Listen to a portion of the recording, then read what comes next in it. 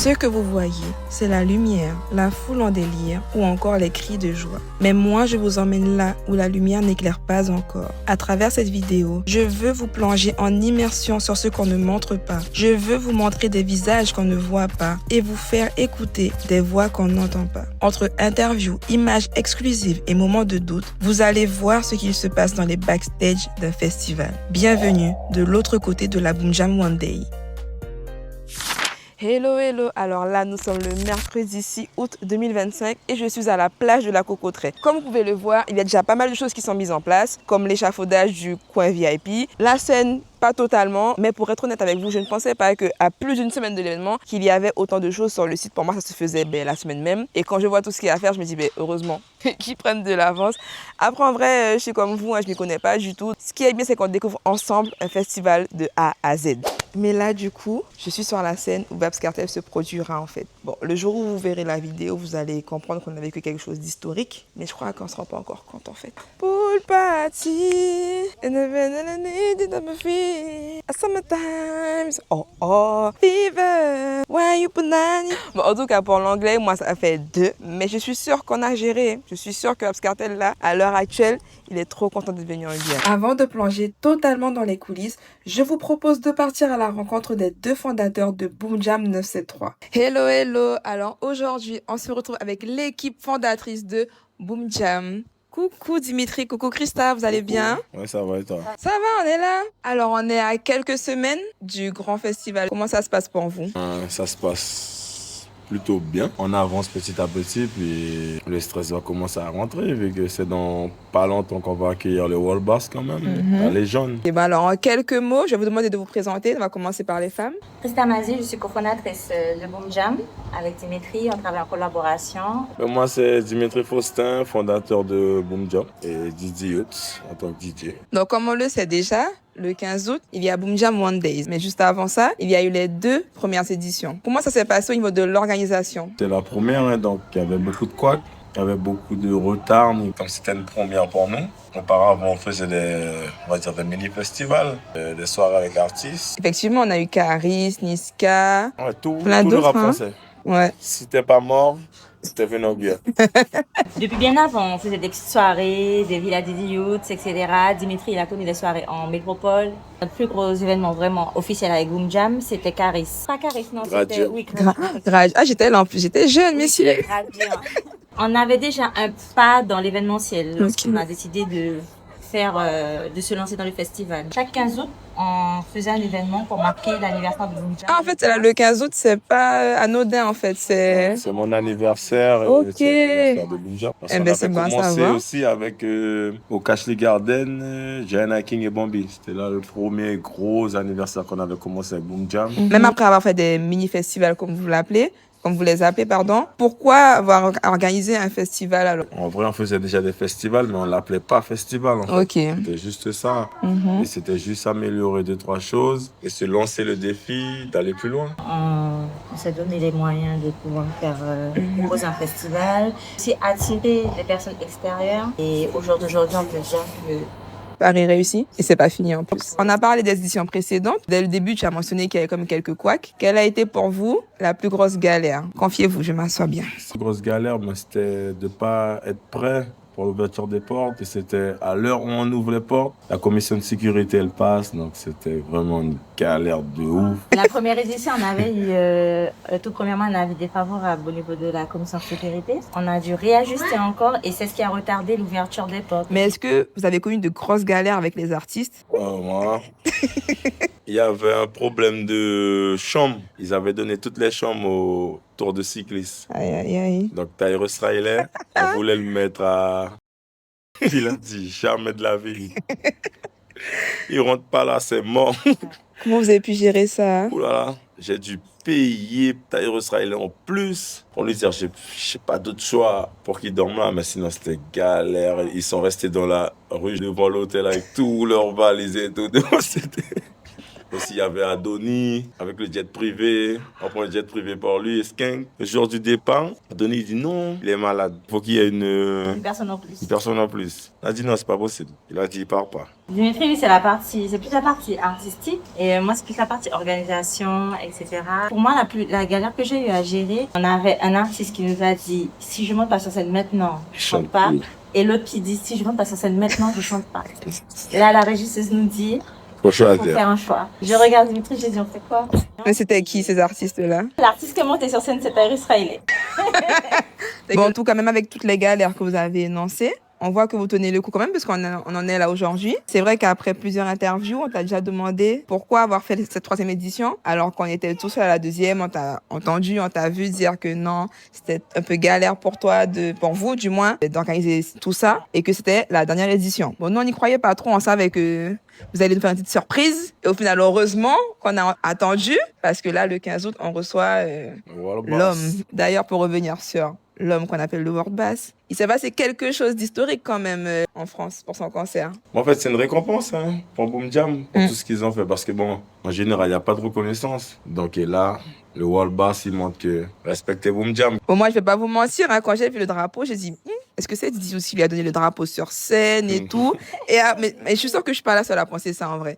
Et avec les autres vidéos qu'on a vues, on a vu que non, en fait, c'est quelqu'un du public même qui envoie les drapeaux. D'ailleurs, le Brésil, il a carrément renvoyé le drapeau, mais il a quand même gardé notre drapeau et je pense que les gens ont compris que vraiment, c'est pas une blague en fait. Il sera vraiment chez nous. Il a compris aussi que On l'attend. Qu'il était attendu. Bon, en tout cas, effectivement, merci pour tout ce que vous faites pour nous les jeunes, nous les Guyanais en général, parce que c'est pas que les jeunes, c'est vrai. On voit bien que le festival, c'est intergénérationnel, notamment avec les différents artistes que vous faites venir. Il y a des artistes pour tout le monde et je pense que on est beaucoup à apprécier cela. Faut penser à tout le monde. Quand on a été voir les partenaires, ils nous ont dit qu'effectivement, ils suivent Boom Jam parce que c'est une association qui met en valeur les artistes locaux, les entreprises locales. Et je pense que tout le monde le reconnaît. Chaque fois que je vois Dimitri, il n'hésite jamais à donner la force, que ça soit aux médias, aux artistes, aux organisateurs. Et je pense qu'on te le rend bien. Oui, franchement, oui. Vraiment bien. Ouais. C'est ça l'esprit de Boom Jam. En tout cas, moi, ça me fait plaisir d'avoir l'équipe Boom Jam au complet. Parce que c'est vrai que le plus souvent, on voit Dimitri. Mais comme on dit, d'ailleurs, chaque grand homme se cache une grande femme. Donc, c'est la grande femme avant. Ok. Bonjour, ça va? Je me dis que les autres groupes seront livrés que jeudi. S'ils les amènent aujourd'hui, ça sera plus cher. Ok. Est-ce que tu valides ou pas? Parce que nous, on doit finir l'électricité. J'ai aussi 3 jeunes saisonniers qui étaient là l'année dernière, qui veulent travailler bénévolement et ils veulent juste une invitation. Ok, il n'y a pas de souci, ils sont où? Donc maintenant, vous savez, si vous voulez des invitations, venir enrouler les rouleaux par. Ça fait toujours plaisir d'avoir des personnes qui veulent travailler bénévolement et puis ce sont des jeunes. Bah alors, et toi? Mon état, dis-moi. Bon, quand par là, non, ça va. J'ai moins le cœur qui bat à 2000. Et ouais, les gars, nous sommes à J-3 du fameux festival. Vous avez vu qu'il y a beaucoup plus de choses que la dernière fois. Là, ça avance. Tout ce qui est logistique, tente, bungalow, loge, tout se met en place. J-3! Si mon papa prend ça, elle va m'envoyer un message tout à l'heure. Christa, tu as pris tes vitamines? C'est toi qu'on appelle? Oui, c'est moi qu'on appelle. Ouh là là! Non, c'est pas tout de suite. Ben pour l'instant, ça s'annonce bien. Les installations avancent bien. Pour l'instant, bon, c'est vide. On a juste les idées en tête, les maquettes, mais ça va rendre quelque chose de super dynamique, de super beau. C'est vrai que là, comme Émilie a dit, c'est encore un peu vide, entre guillemets. Demain, il y aura beaucoup plus de choses puisque les partenaires vont devoir venir s'installer. Donc, on se dit à demain.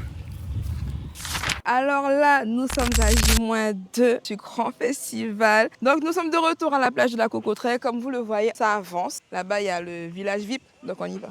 Non, j'ai dit qu'il faut le filmer aussi, il faut montrer les bosseurs. Et toi, t'es un bosseur, toi? Ben oui. Depuis quelle heure t'es là? Oh, depuis au moins 11h midi. Hein. Ah ouais. On a mis les boissons au frais là, dans le bar. Là, là on installe les salons. On a installé les barrières derrière la scène pour pas que n'importe qui y ait accès. Ben ouais. Bon, ça avance, ça va. On est à 2 jours de l'événement. Hein. Ça va bien se passer. Oui, je l'espère. Oh, je suis choquée là. Ah ouais. Bonjour. Ça va? On essaye d'aller. Un peu plus fatigué que hier?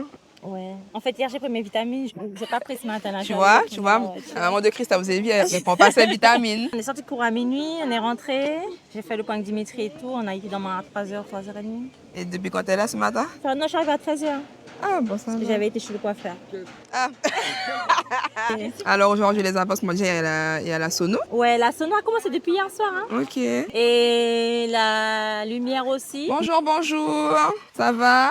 Ah ouais. Le responsable bar, c'est toi? C'est pas toi? C'est quoi du coup? Moi, je vais juste travailler au bar. Comment ça se passe pour le moment? Ça se passe bien. On a déjà mis en place les congélateurs. Tu penses que niveau stock, ça va le faire ou pas?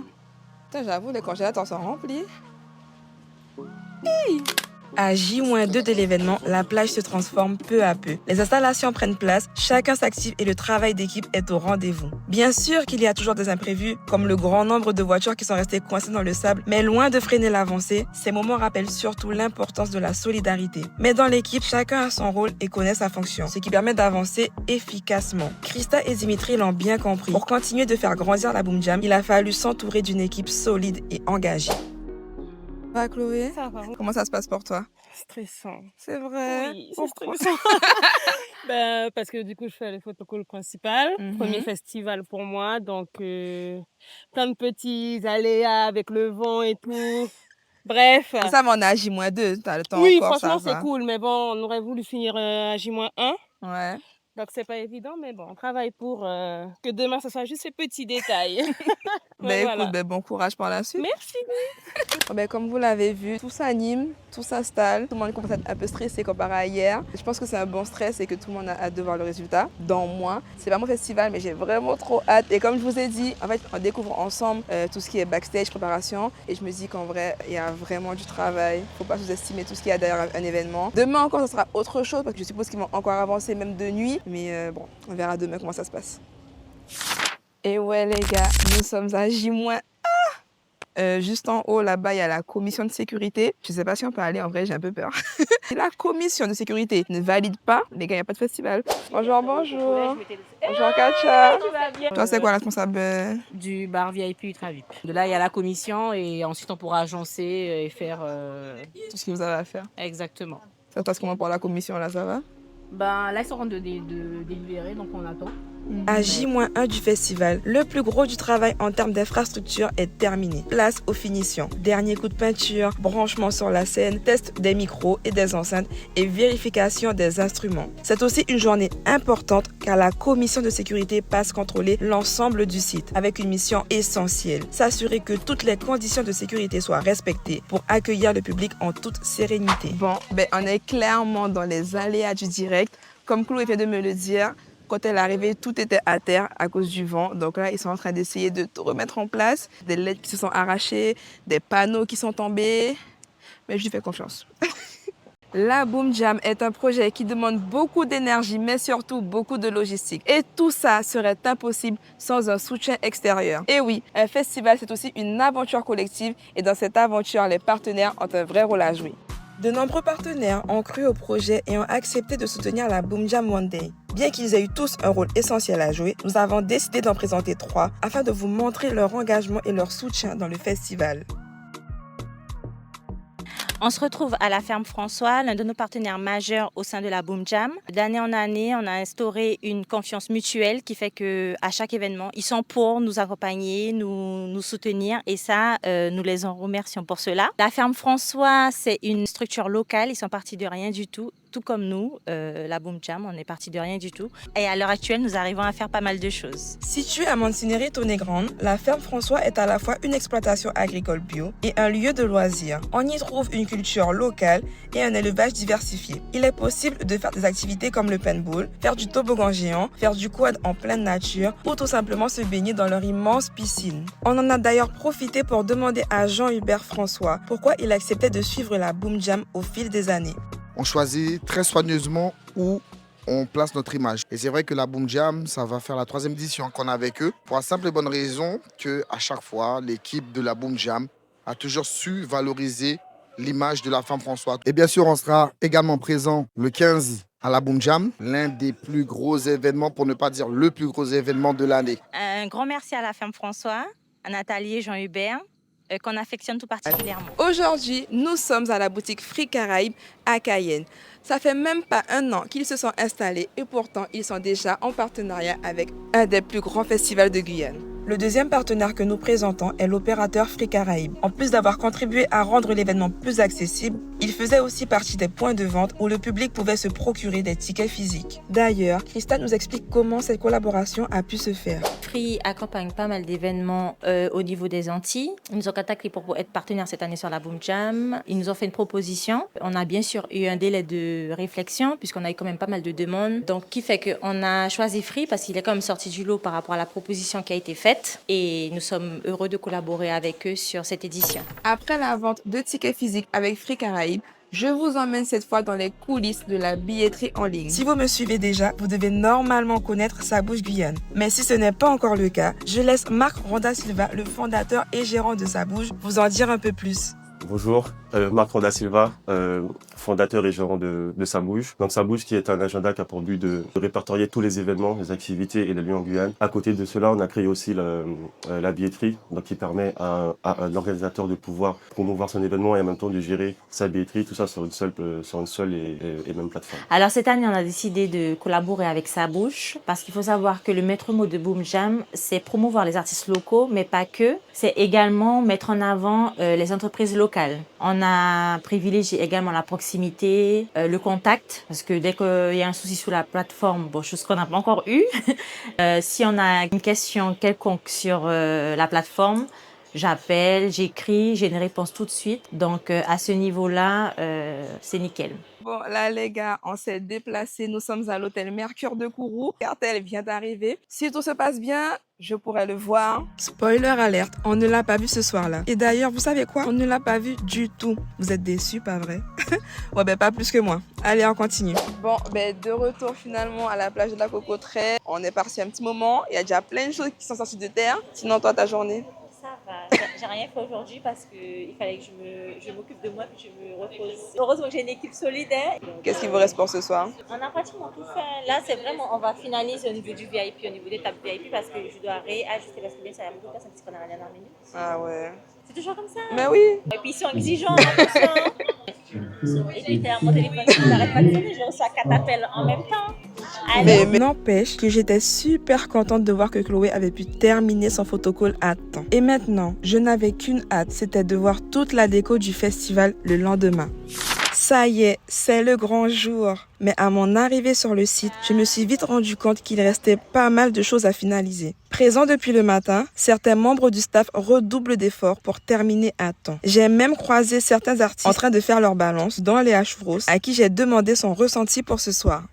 Bonjour Léa, ça va? Ça va super bien, et vous? Un peu chaud mais ça va. Comment tu sens la Guyane? C'est pas la première fois en plus pour toi? Non, c'est pas la première fois. Comme d'hab, je suis très bien accueillie. Bon, il fait chaud là en ce moment, mais ça tombe bien, ça annonce la couleur pour le festival. J'espère que les gens ils seront là, on va chanter ensemble, danser ensemble. Là, j'ai vu qu'il y avait un big plateau aussi. Même moi, je suis contente de voir tous ces artistes. Super, merci beaucoup Léa et puis à ce soir. Merci, big up la Guyane, bisous. Malgré tous les efforts de l'équipe, l'ouverture des portes n'a pas pu se faire à l'heure. Mais même avec les 2 heures de retard, le public était au rendez-vous, prêt à tout donner. Mais je sais pas, dès le début, j'ai senti que les festivaliers étaient ready, comme on dit, pour vivre cet événement. Même moi, j'étais dans un bon mood en vrai. De mon côté, j'étais obligée de faire le tour des stands partenaires. Bien sûr que j'ai fait la belle sur chaque stand, je prenais mon temps pour prendre mes meilleures photos. Mais mon but était de repartir avec un maximum de goodies.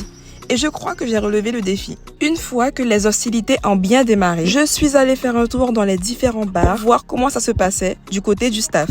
Donc là, nous sommes dans le bar principal. Comme vous voyez, il y a beaucoup de monde. Donc on va voir s'ils arrivent à gérer un peu. Ça va? Comment tu gères? Ça va. Ça va, il n'y a pas trop de rush pour le moment? Je te laisse voir par toi-même. Moi, je trouve que ça va. Oui, à l'extérieur. On va demander à Brian. On arrive à voir Brian. Brian est trop chaud, il est partout, il est partout. Brian, comment tu gères, Brian? On essaie de gérer comme il faut. On s'entend, c'est à les gens en temps et en heure, et voilà. Bon, apparemment, Brian arrive à gérer, donc je pense que ça va pour le moment. Je sais même pas qui est allé voir tellement il s'expile. Ça crie, apparemment, il n'y a plus de seau. C'est chaud. Jojo, comment ça se passe pour toi? Je suis un peu fatigué. Et mes collègues aussi, mais voilà, on bosse dur. On est super content de faire partie du festival et puis faire... Pardon?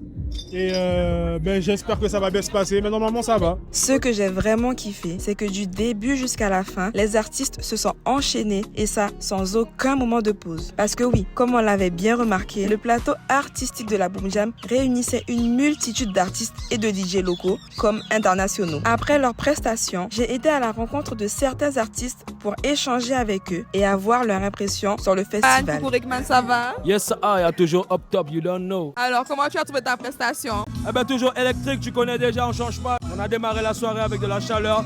Donc la soirée va continuer avec la chaleur qu'on a donnée à la soirée. Yes, I. On est dans l'ambiance Boom Jam. Ce soir, Vibes Cartel, plus Safo. Safo, tu as sauté, Safo. Franchement, ça c'est Safo. Pourquoi ça c'est Safo? On est en Guyane. Moi, je veux qu'on voit les Guyanais comme quelque chose. Donc je fais ça pas pour les Guyanais seulement. Je veux que ça, ce que j'ai fait là ce soir, ça fasse le tour du monde comme d'habitude. Bonsoir le jus. Bonsoir. Ça va? Ça va, tranquillement. Tu es de retour parmi nous? Oui, et pour un long moment. Tu aimes quoi en Guyane? Est-ce qu'il y a des femmes? J'aime tout, j'aime les femmes de la Guyane. J'aime l'ambiance. Je kiffe vraiment. Nous, on t'accueille quand tu veux. Non, pas de problème. Je viens quand je veux aussi. Bonsoir Crix. Hello, bonsoir. Est-ce que tu peux nous donner un mot sur ce festival? Exceptionnel. Mais je crois qu'un mot, ça suffit pas. Mais vas-y, lâche-toi. Non, c'était très lourd, très lourd. C'était bien en tant que client, en tant que DJ, en tant que spectateur, etc. Non, c'était bien, franchement, c'était bien. Ça va, Dani? Ça va et toi? Ça va, merci. Dani, est-ce que tu peux dire qui tu es, s'il te plaît? Je m'appelle Dani et je suis le fils de l'organisateur Dimitri Faustin, alias Boom Jam, et aussi Didi Youth. Alors, qu'est-ce que tu as à dire sur le festival de ton papa?